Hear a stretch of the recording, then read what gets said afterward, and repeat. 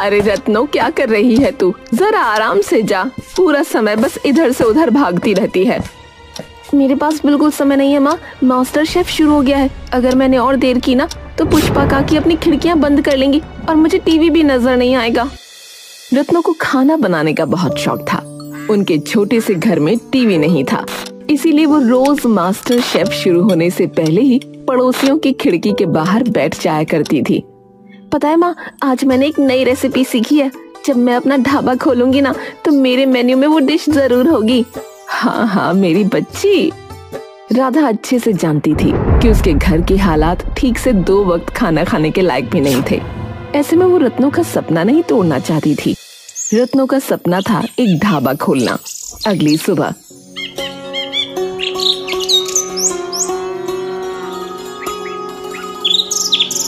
अरे रत्नो, तू सुबह सुबह कहाँ चली गई थी बेटा?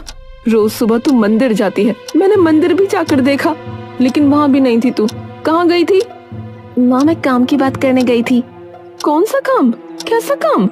कल तो तूने मुझे कुछ बताया ही नहीं इस बारे में। माँ, ये एक ऐसा काम है जिससे मेरे सपने की तरफ मैं एक कदम और खींची चली जाऊंगी और घर में पैसे भी आएंगे। लेकिन रुको, बताती हूँ। मैंने पूरी रात इस बारे में सोचा माँ। मैं खाना बनाने का काम शुरू करूंगी। अभी मेरे पास जगह तो नहीं है, इसीलिए मैं सबको होम डिलीवरी दूंगी। मैं जानती हूँ इस काम में पैसे लगेंगे, इसीलिए जमींदार से थोड़े पैसे उधार लेने गई थी। उसे मैंने मेरा काम अच्छे से समझा दिया, इसीलिए उसने मुझे उधार भी दे दिया। जल्दी ही जब मेरे पास पैसे आ जाएंगे ना तो पूरा चुका दूंगी। घर घर जाकर खाना डिलीवर करेगी, ये बात तो ठीक है, लेकिन तू पैसे उधार लेने जमींदार के पास क्यों गई, वो भी अकेले? और बेटा, अगर तेरा ये काम न चला और तू ढाबा न खोल पाई तो? अरे माँ, वो क्या कहते हैं ना आजकल, मैनिफेस्ट। हाँ, मैनिफेस्ट। अब जब तक मैं रोज मेरा ढाबा रत्नों का ढाबा नहीं बोलूंगी, तब तक मेरा अपना ढाबा कैसे बनेगा? और वैसे भी माँ, शुरुआत तो छोटे काम से ही होती है ना। और आप ही तो कहती हो कोई काम छोटा या बड़ा नहीं होता। और रही बात उस जमींदार की, तो उससे कौन डरता है? मुझे मेरी प्यारी बेटी पर बहुत गर्व है। अगली सुबह रत्नो जल्दी उठकर खाना बनाती है और फटाफट गली गली बेचने निकल पड़ती है। क्या क्या है तेरे टिफिन के अंदर? जी कहिए ना, आपको क्या खाना है? मेरे पास सब कुछ है, दाल, रोटी, छोले चावल, रायता। आज मेरी जरा तबीयत खराब है, खाना नहीं बना पाऊंगी। 5 लोगों का खाना दे दो। जी, इसके 100 रुपए हो गए। अरे वाह, इतने सारे खाने के सिर्फ 100 रुपए? ये लो तुम्हारे पैसे। रत्नो ने बहुत मुस्कुराकर अपनी पहली कमाई को माथे से लगाया और आगे बढ़ गई। ऐसे ही शाम ढल गई और अंधेरा छा गया।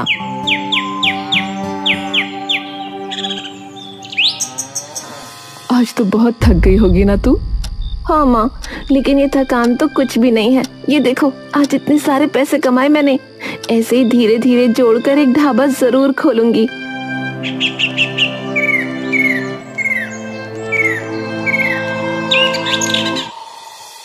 अगली सुबह रत्नो फिर से जल्दी उठ गई और खाना बनाकर टिफिन तैयार किया। आज भी उसकी अच्छी कमाई हुई और ऐसे ही कुछ दिन बीत गए। माँ, आज पूरा 1 महीना हो गया है मेरे इस छोटे से बिजनेस को, और देखो ना, आज ये पैसे मैं जमींदार को लौटाने भी वाली हूँ। इतनी जल्दी तरक्की की उम्मीद न की थी मैंने बेटा, ऐसे ही आगे बढ़ती रहो।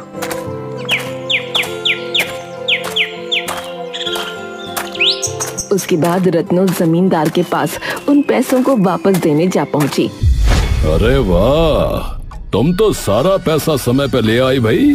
हैं? तुम तो बहुत ही होशियार लड़की हो। और साथ में खूबसूरत भी हो। क्या मतलब है आपका? मैंने आपसे पैसे लिए थे, सो वापस करने आई हूँ। पैसे लीजिए, मुझे जाना है। अरे अभी तो आई हो और अभी वापस जाने की बात कर रही हो? अरे मेरे साथ बैठकर थोड़ा चाय पर चर्चा तो कर लो। नहीं, मेरे पास समय नहीं है, मुझे जाना चाहिए। तभी जमींदार रत्नो का हाथ पकड़ लेता है। रत्नो को बहुत तेज गुस्सा आता है और वो जमींदार को एक चांटा मार देती है। अरे तुम तो नाराज हो गई। चलो मैं तुमसे सीधी बात करता हूँ। मुझे घुमा फिरा कर बात करने की क्या है ना, आदत नहीं है। तुम बहुत खूबसूरत हो, इसलिए मैं तुमसे शादी करना चाहता हूँ। हाँ। आपका दिमाग खराब हो गया है क्या?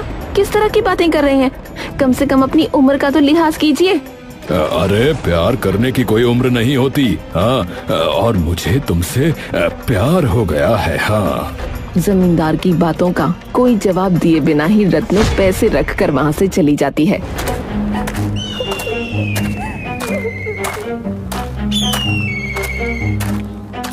जमींदार एक बहुत बड़ा गुंडा था।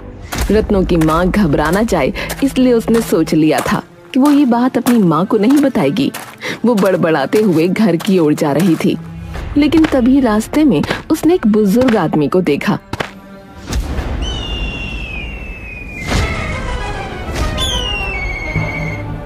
अरे अरे बाबा, संभल के, कुल्हाड़ी लेकर किस तरफ जा रहे हैं आप? बेटा, मैं तो एक मामूली सा लकड़हारा हूँ, जंगल की तरफ जा रहा हूँ। हल्का पैर फिसल गया, लेकिन तुम आ गई मुझे संभालने के लिए। लेकिन इस उम्र में आप काम करने जा रहे हो, क्यों? बेटा, मेरा इस दुनिया में कोई नहीं है। मैं तो अकेला हूँ। पर अरे अरे, ये बात सुनकर तुम जो है दुखी मत होना बिटिया। अकेले आए थे तो अकेले ही जाना भी तो पड़ेगा। चलो बेटा, मैं चलता हूँ। अच्छा, मुझे संभालने के लिए तुम्हारा बहुत बहुत धन्यवाद बिटिया। जीती रहो, जीती रहो। रत्नो बूढ़े बाबा के बारे में सोचते हुए घर पहुंची। घर पहुंचकर उसने अपना टिफिन उठाया और फिर से गांव में निकल पड़ी। काकी, मैं आ गई। क्या आज आपको खाना चाहिए? आज बड़ी देर कर दी तूने, मैंने तो खाना बना लिया। इतना सस्ता खाना तू देती है, इसीलिए सारी औरतों की आदत खराब कर दी है तूने। रत्नो मुस्कुराकर आगे बढ़ गई। ऐसे ही एक घर से दूसरे घर उसने सफर तय किया।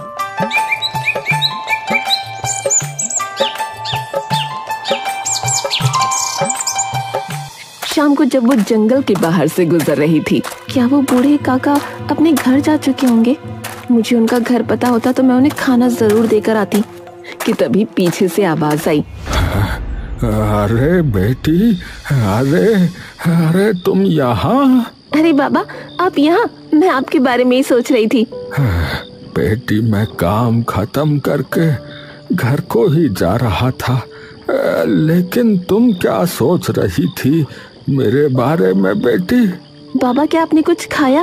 अरे मैं भी कितनी पागल हूँ, अभी तो आपने बताया कि आप काम खत्म करके आ रहे थे। ये लो, मैं आपके लिए खाना लेकर आई हूँ, खाना खा लो। बेटी, खुशबू तो बड़ी अच्छी आ रही है इसके अंदर से। ये खाना तुम मेरे लिए लाई हो? मुझे खाना देने के लिए तुम्हारा बहुत बहुत धन्यवाद बिटिया। लेकिन देखो, रात काफी हो गई है, तो तुम जो है समय पर घर चली जाओ बिटिया। रत्नो मुस्कुराकर घर आ गई। अब तो सोने का समय हो गया है और तू क्या कर रही है बैठकर? माँ, पैसे जोड़ रही हूँ, सोच रही हूँ ढाबा जल्दी से ही शुरू कर लूँ।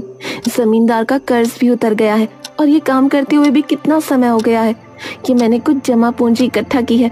कल जाकर एक जगह देख लूंगी। ऐसे ही तरक्की करती रह बेटा, तुमने ये सब अकेले हासिल किया है मेरी बच्ची। आपका आशीर्वाद जो है मेरे साथ।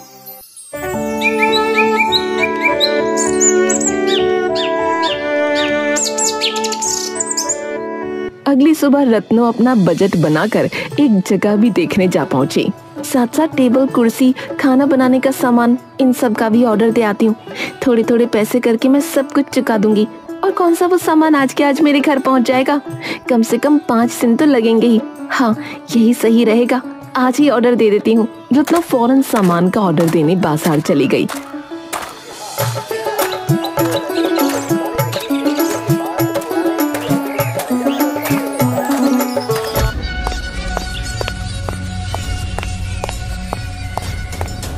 तभी पीछे से उसके घर जमींदार आया। अरे जमींदार साहब, आप यहाँ? सब कुछ ठीक तो है ना? अगर कोई काम था मुझे ही बुला लिया होता। देखिए, काम तो बहुत जरूरी है, लेकिन उस काम के लिए मेरा आना ही ठीक था। माफ कीजिए, मैं आपकी बात समझी नहीं। देखो भाई, मैं सीधी बात करता हूँ। मुझे तुम्हारी बेटी पसंद आ गई है, समझी? और मैं उससे शादी करना चाहता हूँ। और मैं तुमसे इस बात की इजाजत लेने नहीं आया हूँ, बल्कि मैं तो ये तुम्हें बताने आया हूँ। तो जो है, मेरी बात सुनो और शादी की तैयारी करनी शुरू कर दो, समझ गई? तेरा दिमाग खराब हो गया है जमींदार। मेरी बेटी तेरी बेटी की उम्र की है। अरे भगवान से तो डर। मैं चाहे मर जाऊं, लेकिन मैं तेरी शादी अपनी बेटी से कभी ना होने दूंगी। ऐसा कहकर रत्नों की माँ ने भी जमींदार को एक जोर का तमाचा लगा दिया। जमींदार गुस्से से लाल हो गया। ये थप्पड़ तो माँ बेटी को बहुत महंगे पड़ेंगे बुढ़िया। 2 हफ्ते का टाइम दे रहा हूँ। 2 हफ्ते के अंदर अंदर मैं तेरी बेटी से शादी करके दिखाऊंगा। ऐसा कहकर जमींदार वहाँ से चला जाता है। तभी अचानक न जाने रत्नों की माँ को क्या होता है, वो बेहोश हो जाती है।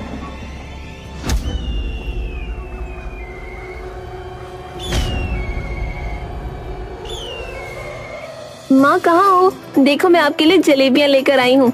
माँ? रत्नों की आवाज सुनकर माँ ने कोई जवाब नहीं दिया, तो उसकी माँ जमीन पर बेहोश पड़ी थी। ये मेरी माँ को क्या हो गया? माँ?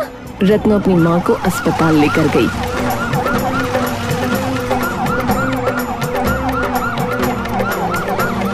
थोड़ी ही देर की जांच के बाद डॉक्टर ने रत्नों से कहा, देखिए, अगर आप समय पर हमारे पास आती तो दवाइयों से इन्हें ठीक किया जा सकता था, लेकिन अब तो बात आगे बढ़ चुकी है। क्या मतलब है आपका? क्या हुआ है मेरी माँ को? देखिए, शायद आपको पता नहीं चला, लेकिन इनकी एक किडनी खराब है। अगर जल्दी ऑपरेशन नहीं हुआ तो दूसरी किडनी भी डिफेक्टेड हो सकती है। ये सुनकर रत्नों के दिल पर मानो पहाड़ टूट पड़ा। बहुत हिम्मत जुटाकर उसने डॉक्टर से पूछा, डॉक्टर, इसका कोई उपाय है? देखिए, जल्द से जल्द इनका ऑपरेशन करना होगा, और ऑपरेशन में कम से कम 2 लाख तो लग ही जाएंगे। और आप जितना ज्यादा दिन डिले करेंगी, उतनी ही आपकी माँ को परेशानी होगी। रत्नों हिम्मत हार चुकी थी। ये क्या कर रही है तू रत्नों? तू हिम्मत नहीं हार सकती। तेरी माँ जिस हाल में है, माँ ने कभी जिक्र ही नहीं किया कि उन्हें क्या परेशानी है। मुझे माँ के लिए मेहनत करनी ही होगी। ये पैसे तो मैंने ढाबे के लिए रखे थे। शायद इस जिंदगी में रत्नों का ढाबा ना खुल पाएगा।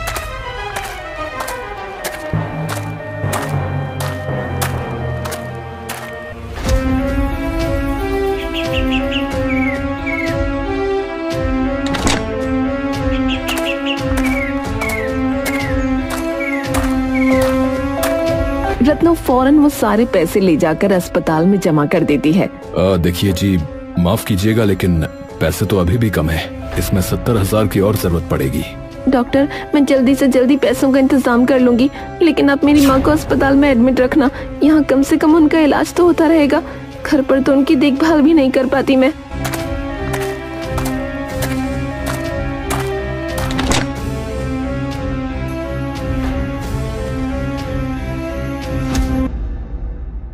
लेकिन उसे 1 रुपया भी न मिला। 70,000 रुपए मैं कहाँ से लेकर आऊंगी?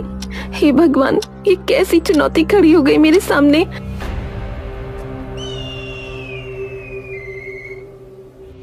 अगली सुबह रत्नों जब किचन में खाना बनाने पहुंची तो उसने देखा कि कुछ भी नहीं है।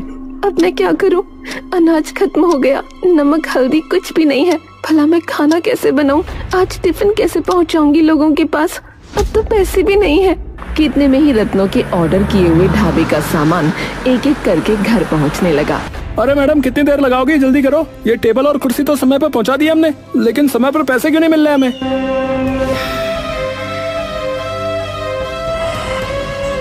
भैया, हाथ जोड़कर माफी चाहती हूँ, लेकिन आप ये सामान ले जाइए। अब मुझे इसकी कोई जरूरत नहीं है। अरे अगर नहीं लेना था तो ऑर्डर कैंसिल कर देती। फालतू में इतनी मेहनत करवा दी। यहाँ तक आने के 50 रुपए हो गए। लाओ 50 रुपए दो। लेकिन मुझे ये ऑर्डर नहीं चाहिए। अरे ऑर्डर नहीं चाहिए तो क्या हुआ? यहाँ तक तो पहुँच गया ना ये सामान, हमारे साथ वापस जाएगा। लेकिन यहाँ आने तक के भी तो 50 रुपए लगते हैं। लाओ दो। रत्नों के पास आखिरी 50 रुपए का नोट था, जिसे रत्नों को उस आदमी को देना पड़ा। कोई भी रास्ता नजर नहीं आ रहा। भगवान मेरी मदद करो, प्लीज मेरी मदद करो भगवान। रत्नो अपने घर के बाहर बैठकर आंसू बहा रही थी। माँ के अलावा कोई नहीं है मेरा इस दुनिया में। बचपन में जब मुझे चोट लग जाती थी तब माँ प्यार से कहती थी कि तुम मजबूत हो रही हो, जो ज्यादा मजबूत होता है उसे ज्यादा चोट लगती है। ऐसे ही माँ ने मुझे पाल पोस कर बड़ा किया है। आज मैं अपनी माँ को इस हालत में नहीं देख सकती। मैं सोच भी नहीं सकती कि उनके बिना मेरी जिंदगी कैसी होगी। कुछ समझ में नहीं आ रहा क्या करूं। कि तभी उसके पास वही बूढ़े बाबा आए जिसकी रत्नो ने मदद की थी। बेटिया, बाबा आप यहाँ? मुझे लग रहा था कि तुमने जो है मुझे याद किया, इसीलिए मैं तुम्हारे पास चला आया बेटिया। पर यहाँ आकर देख रहा हूँ कि तुम रो रही हो। क्यों रो रही हो बेटी तुम? और उसके बाद रत्नो बाबा को अपनी सारी आप बीती सुनाने लगी। अच्छा, तो रत्नों का ढाबा के नाम के सारे पैसे तुम्हारी माँ के इलाज में चले गए। इसके बाद भी पैसे अब कम हैं। अरे बस इतनी सी बात बिटिया। इतनी सी बात नहीं है बाबा, अगर मानो तो पैसा कुछ नहीं है, लेकिन फिर भी सब कुछ है। रत्नों का ढाबा तो कभी भी खुल सकता है बाबा, लेकिन माँ नहीं मिल सकती दोबारा। तुम्हारा मन साफ है बिटिया, ये तो मैं जानता हूँ। देखो तुम दुखी मत हो, भगवान तुम्हें रास्ता जरूर दिखाएंगे। तुम भी सबकी मदद करती हो ना, देखो वो भी तुम्हारी अब मदद करेंगे। हाँ, अभी तो मैं चलता हूँ बिटिया। और हाँ, ये लो, जरा ये मेरा सिक्का संभाल कर रखना। हो सकता है ये सिक्का तुम्हारे काम आए। हाँ। रत्नों के हाथ में सिक्का थमाकर वो बाबा वहाँ से चले गए। मैं इस सिक्के का क्या करूं? रत्नो अपनी माँ को देखने के लिए अस्पताल पहुँच गई। देखिए, मैंने कहा था ना आपसे कि पैसों का इंतजाम कर लीजिए। अगर उनका ऑपरेशन नहीं हुआ तो बहुत देर हो जाएगी। जी, मैंने पैसों का जुगाड़ कर लिया है, मैं शाम तक दे दूंगी। आप ऑपरेशन शुरू कर लीजिए। देखिए, पहले पूरे पैसे दीजिए, उसके बाद ही ऑपरेशन प्रारंभ होगा। मैं इसमें कुछ नहीं कर सकता, ये हॉस्पिटल के रूल्स हैं। एक बार फिर से रत्नो की हिम्मत जवाब दे रही थी। रत्नो दुखी मन से घर पहुंची। डॉक्टर को तो मैंने कह दिया कि शाम तक पैसे दे दूंगी। जब तक पैसे नहीं होंगे माँ का इलाज शुरू नहीं होगा। आज 3 दिन हो गए हैं, माँ को होश नहीं आया। क्या करूं भगवान, रास्ता दिखाइए। ये बोलते हुए रत्नो घर के अंदर दाखिल हुई और तभी उसने देखा कि उसकी नजरों के सामने खूब सारा पैसा रखा हुआ है। पैसे? वो भी इतने सारे? तभी रत्नो की नजर अपने हाथ में रखे हुए सिक्के पर गई। वो सिक्का खूब चमचमा रहा था। क्या ये कमाल इस सिक्के का है? पहले ही पैसे अस्पताल में जमा करवा देती हूँ। रत्नो फौरन वो पैसे लेकर अस्पताल पहुँची। अस्पताल में उसने पैसे जमा करा दिए। उसके बाद रत्नो की माँ का इलाज भी शुरू हो गया। भगवान का लाख लाख शुक्र है, अब बस जल्दी से मेरी माँ ठीक हो जाए। और वो सिक्का एक बार फिर से चमचमाया। कुछ ही देर बाद ऑपरेशन पूरा हुआ। देखिए, आपने इन्हें यहाँ लाने में बहुत देर कर दी थी, लेकिन इसके बाद भी ऑपरेशन सक्सेसफुल रहा। बधाई हो, आपकी माँ अब खतरे से बाहर हैं और सुरक्षित हैं। ये सुनकर रत्नो उछल पड़ी। क्या जरूरत थी तुझे इतने पैसे देने की, और इतने पैसे तेरे पास आए कहाँ से? लेकिन रत्नो ने कोई जवाब नहीं दिया। तो चुप क्यों है? क्या तूने ढाबे की जमा पूंजी मेरे इलाज में लगा दी? क्यों किया तूने ऐसा? अरे लोग तो एक किडनी पर भी जिंदा रहते हैं। माँ, आप क्यों परेशान हो रही हो? अभी तो मुझे खुश होने दो ना कम से कम। आपसे बढ़कर मेरे लिए कोई ढाबा नहीं है। शाम तक आपको छुट्टी मिल जाएगी, आपको लेकर मैं घर चली जाऊंगी। रत्नो की माँ ठीक थी, पर कहीं न कहीं रत्नो उस सिक्के के बारे में भी सोच रही थी। आखिर क्या खास बात है इस सिक्के में? और वो पैसे, सिक्के का चमकना, कुछ समझ नहीं आ रहा।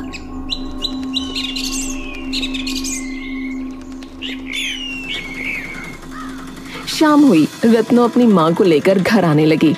अगर तू रत्नो का ढाबा खोलती तो मुझे बहुत अच्छा लगता बेटी, पर मेरी वजह से तेरा ये सपना पूरा ना हो सका। आप दुखी मत हो माँ, ढाबा आज नहीं तो कल खुल जाएगा। वैसे भी मैंने मैनिफेस्ट किया है, अगर हम मन में सोच लें तो सब हो सकता है। मैं फिर से मैनिफेस्ट करती हूँ, हमारे घर के बाहर एक सुंदर सा रत्नो का ढाबा खुल जाए। बिल्कुल पागल है तू। वैसे माँ, आपने ये छुपाया क्यों कि आपकी किडनी खराब है? मुझे खुद नहीं पता था बेटा, तुझे क्या बताती। वो तो जमींदार की बात सुनकर अचानक से मुझे पता नहीं क्या हो गया। क्या जमींदार? क्या वो घर आया था? क्या कहा उसने? अरे नहीं पगली, कुछ भी नहीं। अभी मैं बहुत थक गई हूँ, घर चलते हैं। और ऐसे ही वो दोनों माँ बेटी घर पहुँचे, लेकिन घर पहुँचते ही उनकी आंखें खुली की खुली रह गईं। उन्होंने देखा कि घर के बाहर एक बहुत ही सुंदर सा ढाबा है और उस ढाबे के ऊपर बोर्ड लगा है, रत्नों का ढाबा। क्या तू मुझे सरप्राइज देना चाहती थी? इतनी बड़ी बात तूने मुझसे छुपा कर रखी। ये ढाबा, और वो भी इतना बड़ा और इतना सुंदर, हमारे घर के ही बाहर। रत्नों ने अपने हाथ की तरफ देखा, वो सिक्का फिर से चमचमा रहा था। बाप रे, मैं खुद हैरान हूँ माँ। क्या मतलब तू खुद हैरान है? लेकिन रत्नों ने अपनी माँ को इस बारे में कुछ नहीं बताया। कैसा लगा आपको ये ढाबा? सुंदर है ना? रत्नों का ढाबा आखिरकार खुल ही गया। रत्नों का ढाबा। रत्नों की आंखों में खुशी के आंसू थे। दोनों माँ बेटी बहुत खुश थीं। अपनी माँ को आराम करता छोड़कर रत्नों फौरन उन बाबा की तलाश में निकली जिन्होंने उसे सिक्का दिया था। मैंने पूरा गांव छान मारा, लेकिन वो बाबा मुझे कहीं नहीं मिले। आखिर कौन थे वो जिन्होंने मुझे ये सिक्का दिया, और कहाँ चले गए? कहाँ से आए थे कुछ भी नहीं पता, लेकिन उनकी वजह से आज मैं इस मुकाम पर खड़ी हूँ। मेरी माँ भी बिल्कुल ठीक हो गई है और रत्नों का ढाबा भी खुल गया। आप जहाँ कहीं भी हो बाबा, मैं हमेशा आपकी आभारी रहूंगी। इस सिक्के के लिए बहुत बहुत शुक्रिया। इस सिक्के की वजह से मेरी इच्छा पूरी हो रही है। रत्नों मन में उन बाबा को याद करते हुए घर की तरफ निकल गई। अगली सुबह से उसने कड़ी मेहनत करने का फैसला किया। रत्नों के ढाबे के बाहर इतनी अच्छी खुशबू आती थी कि लोग खींचे चले आते थे। कितनी खुशी मिलती है ये नाम पढ़कर, रत्नों का ढाबा। ये सपना भी पूरा हो गया मेरा। मैं खुद को वचन देती हूँ, मैं हर महीने की कमाई से जरूरतमंद लोगों की मदद करती रहूंगी। आखिर मैं भी तो उन बूढ़े बाबा की बदौलत ही यहाँ पहुँची हूँ। क्या अकेले खड़े खड़े खुद से बातें करे जा रही है? रत्नों मुस्कुराकर अपनी माँ के गले लग गई।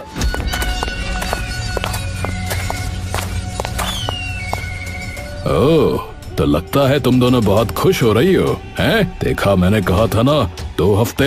तो 2 हफ्ते पूरे हो चुके हैं और मैं यहाँ तेरी बेटी को ले जाने के लिए आया हूँ।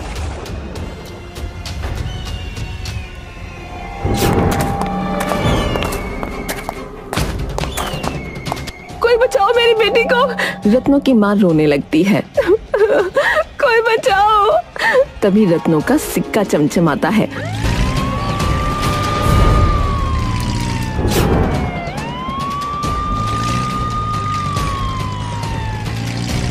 माँ, जमींदार घर आया था और उसी की वजह से आप बेहोश हुई थी और आपने मुझे कुछ नहीं बताया। मैंने सोचा मैं तुझे टेंशन नहीं दूंगी, मैं खुद ही जमींदार से निपट लूंगी। लेकिन माफ करना बेटा, तेरी माँ कमजोर है। पर पुलिस को फोन किसने किया? माँ, कभी कभी पुलिस टाइम पर आ जाती है। ऐसा कहकर रत्नों हंसने लगी, फिर हाथ में पकड़े सिक्के को चूमा और खुशी खुशी अपना रत्नों का ढाबा चलाते हुए अपना जीवन